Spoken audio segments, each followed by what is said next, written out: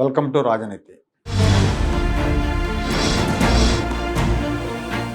అమరావతి పనుల పురోగతి మీద నేను ఒక వీడియో చేశా. ఆ వీడియో మీ అందరూ చాలామంది చూశారు. ఆ వీడియో వల్ల మేఘా సంస్థ ఆ సంస్థ పరువు దెబ్బతిందని ప్రజలు, ప్రభుత్వం, వాళ్ళ బ్యాంకర్ల దృష్టిలో కంపెనీ బ్రాండ్ ఇమేజ్ పోయింది. కాబట్టి 100 కోట్లు నష్టపరిహారం చెల్లించాలని వాళ్ళు నోటీసులు ఇవ్వటం, పోలీసులు ఫిర్యాదు చేసిన విషయం ఇవన్నీ మీకు తెలిసిన విషయాలే.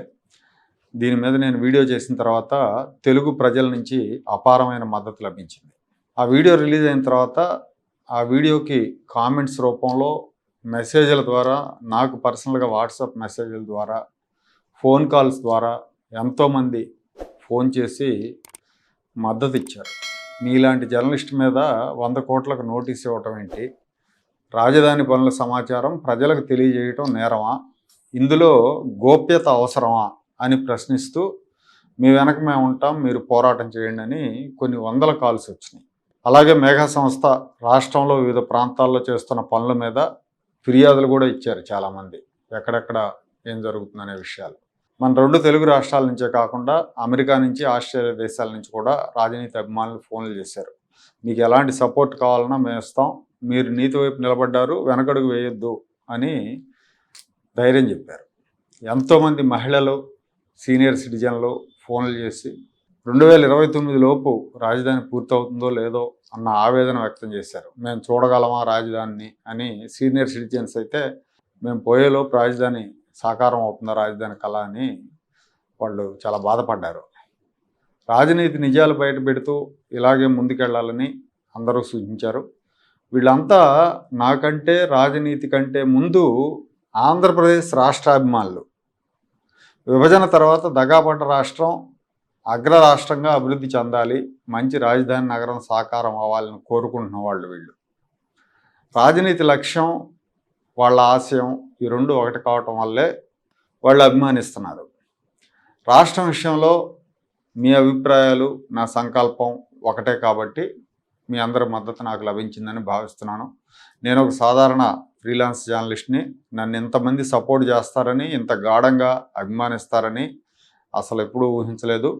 ఒక రకంగా మేఘా సంస్థ నాకు 100 కోట్లకు నోటీస్ ఇచ్చి నా బలం ఏంటో, నాకు ఎంతమంది అభిమానులు ఉన్నారో తెలియజెప్పింది.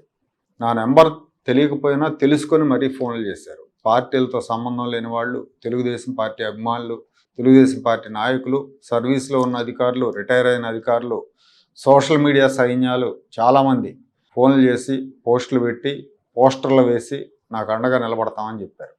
వాళ్ళందరికీ కూడా నా హృదయపూర్వక నమస్సులు. నేను చాలా కాలం మెయిన్ స్ట్రీమ్ మీడియాలో జర్నలిస్ట్గా పనిచేశాను. డిజిటల్ మీడియాలో నాకు చాలా తక్కువ ఎక్స్పీరియన్స్. అయినా కూడా మెయిన్ స్ట్రీమ్ జర్నలిస్టుల కంటే, నాతో పనిచేసిన జర్నలిస్టుల కంటే డిజిటల్ మీడియా జర్నలిస్టులు నాకు మద్దతుగా నిలబడ్డారు. అంటే కొంతమంది మెయిన్ స్ట్రీమ్ మీడియా జర్నలిస్టులు కూడా ఫోన్ చేసి సపోర్ట్ చేశారు. బట్ డిజిటల్ మీడియా జర్నలిస్టులు అయితే గట్టిగా నిలబడ్డారు. ఎక్కువ మంది ఫోన్లు చేశారు. రాజనీతి కథనాన్ని సమర్థిస్తూ, మేఘా వైఖరిని ఖండిస్తూ వీడియోలు చేశారు.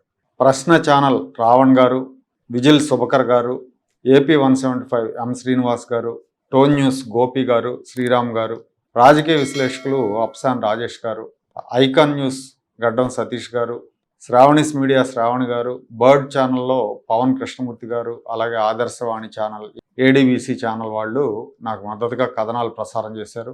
Andhra Pradesh union of working journalists అధ్యక్షుడు IV సుబ్బారావు మేఘా చర్యని ఖండిస్తూ వీడియో రిలీజ్ చేశారు.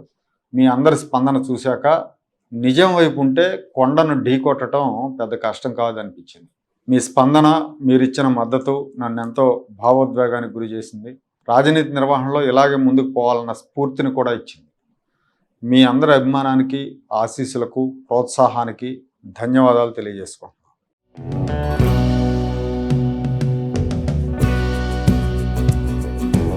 Like, share and subscribe to Rajaniti channel.